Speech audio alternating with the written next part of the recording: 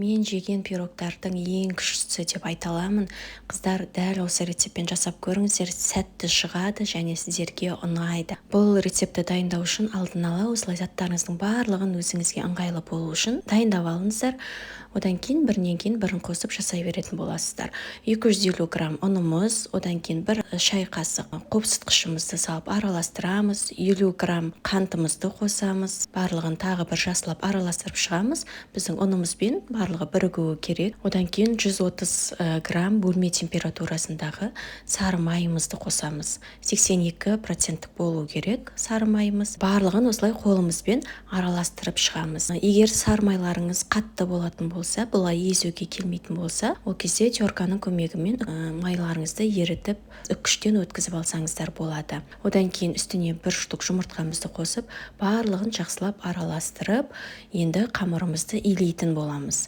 Осылай көбірек қолыңызбен қатты илейтін болсаңыздар, сіздердің барлық ұндарыңыз жабысып, бір-бірімен бірігетін болады. Өте сондай керемет пирогтың рецептісі. Неге бұрыннан бері жасап көрмегенмін деп, енді дәмін жеп көргеннен кейін ғана ойлап жүрмін. Мінекей осылай дайындап қойдық. Енді осыны тоңазытқышқа салып қоямыз. Оған дейін ішіне салатын салмаларын дайындайтын боламыз. Кез келген орех түрлерін пайдалансаңыздар болады.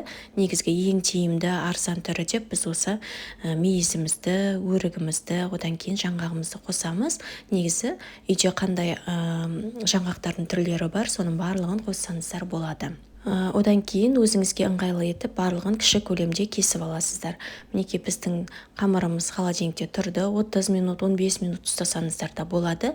Ең бастысы сіздердің қамырларыңыз бір-бірімен бірігіп, жаңағы еріген майларымыз шамалы қатуы керек. Одан кейін астына ұн сеуіп, осылай оқтаудың көмегімен жайып шығамыз.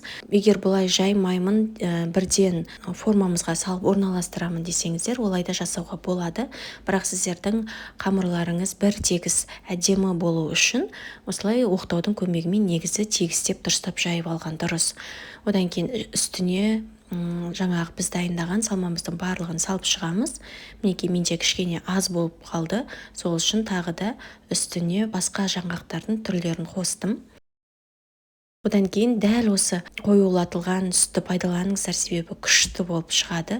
Нағыз табиғи қоюлатылған сүт ең мықтысы, сапалысы. Болмаса осы дептікін пайдаланасыздар, деповскийді пайдаланасыздар, немесе три желания деген бар, соны пайдалансаңыздар өте күшті болып шығады. Басқа қоюлатылған сүттерді қолданатын болсаңыздар, көпіршіп сіздердің сапасы өте нашар болып шығады. Және одан кейін біздің формамызда осындай жиегіндегі артылған артық бөліктерін пышақтың көмегімен алып тастайсыздар.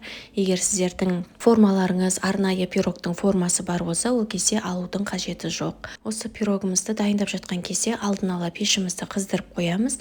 180 градуста 25-30 минут қана пісіріп аламыз. Одан көп артық ұстаудың қажеті жоқ, себебі беті күйіп кетуі мүмкін. Өте дәмді, ерекше болып шығады. Жасап көріңіздер, сіздерге міндетті түрде ұнайды. Шаймен ішкенге өте ең керемет пирог деп айта аламын. Жасап көріңіздер, ас болсын.